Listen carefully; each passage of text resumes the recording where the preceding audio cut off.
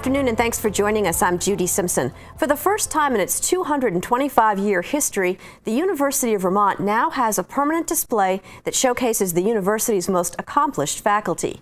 Located in UVM's historic Waterman Building, the new display highlights faculty who've been named distinguished professors, alongside a listing of all endowed professorships, as well as faculty members who have earned UVM's annual Top Teaching Award.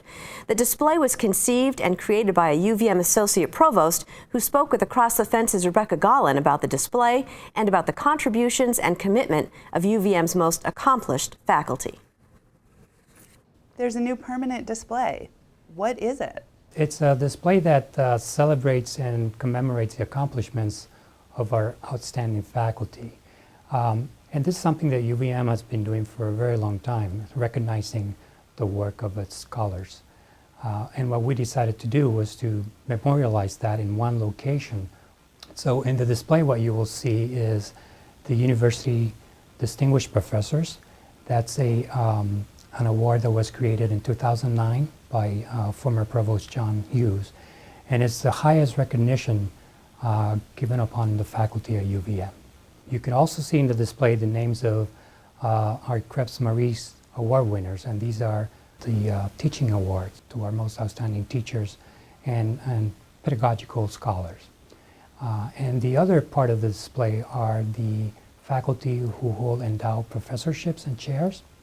So these are name awards after some benefactor that recognizes faculty for their outstanding scholarship work as well as their teaching. And where is the display located? It's located on the third floor of the Waterman Building, which is the main floor of the main building on campus. And we did that on purpose because that's perhaps the most trafficked area on the whole campus. Both our visitors and our students walk through by every day. Who is in this exhibit? What are some of the examples of some of the names that we would say? The exhibit memorializes our accomplished faculty, and we have a lot of accomplished faculty, so there's a lot of names on that board. But the most prominent group are the University Distinguished Professors. That's by design, that recognition can only be granted to 10 faculty at any particular time. One example will be Wolfgang Meter, who's faculty member at UVM since 1971. So if my math is correct, he's been here 45 years. And Wolfgang was chair of the German and Russian department, 31 of those 45 years. He is the world authority on proverbs. He's recognized worldwide. He's published hundreds of books and hundreds of scholarly articles on proverbs. One of the names on that board may be familiar to the viewers of Across the Fence, and that's Professor Judy Van Houten. You may recognize her name because she is the director of the statewide EBSCOR program, which is featured in Across the Fence, and also the director of the Vermont Genetics Network, which is another statewide program. Professor Van Houten is a recognized scholar in the area of chemoreception. That is how organisms and cells sense chemicals in the outside world and how they process that information. And she's one of our most distinguished scholars. She has been at UVM since 1980 and accomplished quite a bit. You played a key role in creating this exhibit. Why was this important to you? It is important to me because in the world of academia, one of the greatest satisfaction that a scholar can get is to be recognized by his or her peers. And this is the way that UVM recognizes our distinguished faculty and let them know that we really appreciate what they do for the institution, in their profession, and for the academic world at large. As the Associate Provost mentioned, the new display is located in the Waterman Building. It's open to the public during normal business hours. Registration is now underway for winter term classes in UVM's continuing and distance education program. Every year, thousands of non-traditional students enroll in continuing ed programs. They may be eyeing a career change or seeking personal enrichment or professional development. Keith Silva spoke with the professor of an upcoming winter course in which the focus is sports.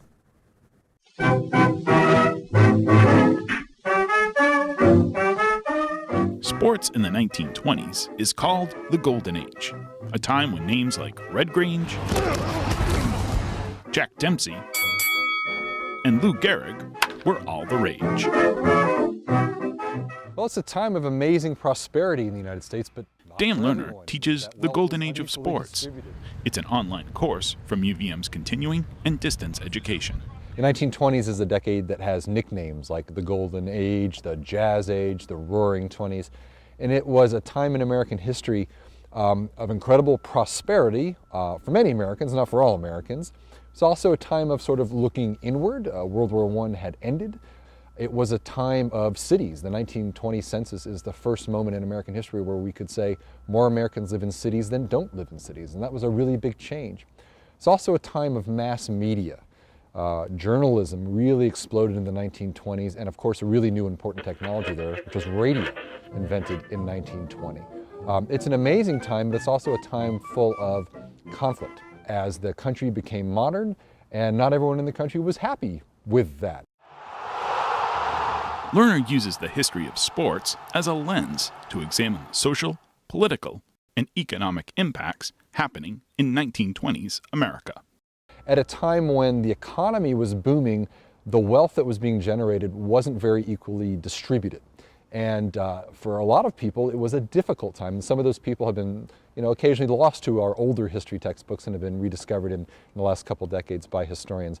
Particularly if you're African American, this was a very difficult time. And it was a difficult time for immigrants as well. Not a lot of people know, but in the 1920s, the Ku Klux Klan was at its height. It's the time in history where it had more members than any other moment in American history. And that was a reaction to a lot of things that were happening in the country. We're at New York's Yankee Stadium with 60,000 fans. Any discussion about American sports in the 1920s begins with one team and one player in particular, the New York Yankees and Babe Ruth.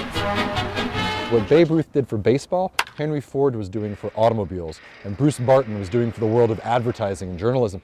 So Ruth kind of fit into a larger context about that. And when we look back, 100 so years after, people look at his accomplishments on the field and they say, that was amazing. Ruth, it's pretty well known, wasn't leading sort of a really healthy lifestyle, and he had those amazing home run accomplishments anyway. So that's pretty incredible.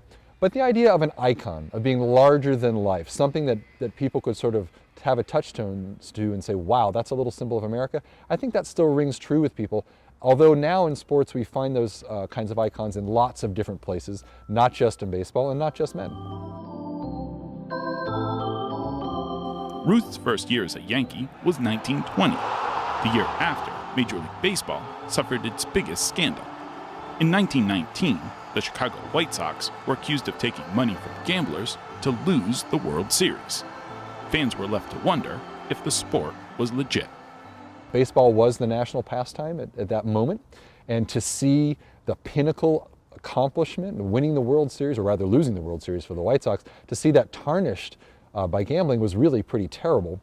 Then there was a trial for those 8 individuals in which they were actually acquitted of the crime of fraud and of throwing the World Series, but the very next day they were banned from baseball anyway, even though they were acquitted. It was a way of Major League Baseball saying, we all have to be above suspicion. Gambling, by the way, was not new to baseball in 1919 or 1920, and it continued after this scandal was over. But that was really a way to sort of rescue the reputation of the game, to restore integrity and say that these players would never be allowed again. And of course, there was a lot of controversy around that, particularly around Joe Jackson, shoeless Joe Jackson, and whether or not he actually took money and whether or not he actually threw the games. If you don't know, he had the best statistics of anyone in the World Series that year, but was banned for life anyway.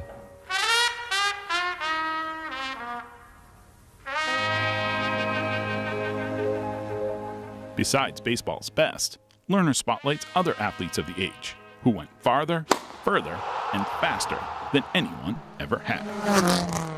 There were superstars in other sports that seemed to be achieving at a level higher than anyone had ever seen before. Red Grange in football, and also Knute Rockne in college football. Gertrude Ederle, which is a person that maybe not everybody knows that name, swam the English Channel 2 hours faster than any man had ever swum before.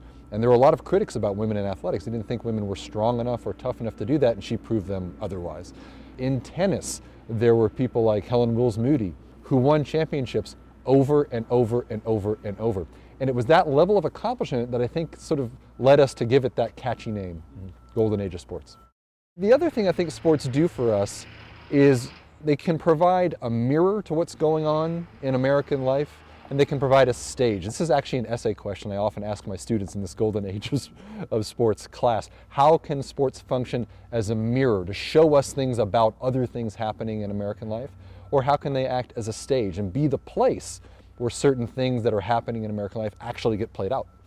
That still happens. It was true in the 20s and it's true again today. Despite the age, sports is one way to put history on an even playing field. In Burlington, I'm Keith Silva with Across the Fence. The Golden Age of Sports is one of hundreds of winter term classes being offered by UVM's continuing and distance education program. For more information, visit the website on your screen or call the toll-free number 800-639-3210. Our final segment this afternoon looks at unmanned aerial systems, or what we commonly call drones. The number of drones worldwide is growing rapidly, and that's one of the reasons why the UVM Extension 4-H program is teaching young people about the proper use of the technology. Well, we've got a group of kids that are taking part in a 4-H UAS exploration program. Most people know a UAS as a drone. We started out having them do an overview of the uses of drones, and we reviewed some of the rules and regulations. The FAA is constantly coming back and making changes and modifications because this is all new, that the public can access these units and use them. And then they worked on the simulators the first day. The second day of the program, we looked at some real data that had been collected by the Spatial Analysis Lab that's based here at the University of Vermont. And they did some calculations using computer programming.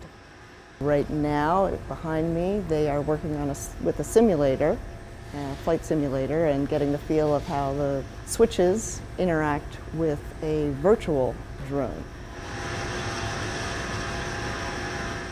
Earlier, though, they had a chance to fly a real drone, and that was really cool for them. And then they had a little test, go from one platform to another. Why is it important to introduce this technology to kids this age?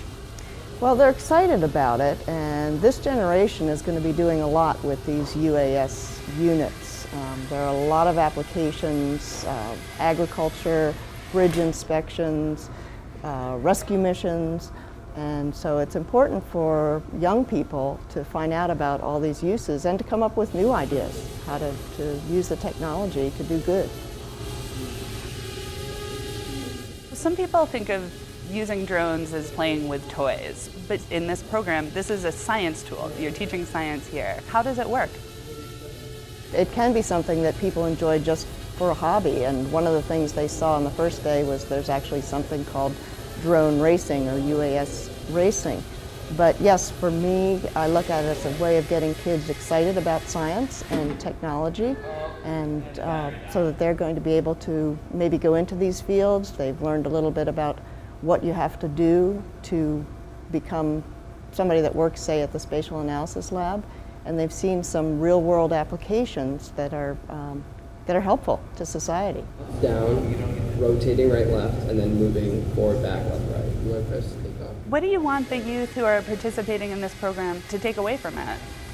Well, I'd like them to tell their friends about it. We'd like to run it again. We're going to get some feedback from them to see what they thought was really useful. And we'd like them to, again, in this informal setting, be excited about science and technology. Take that with them and think about careers.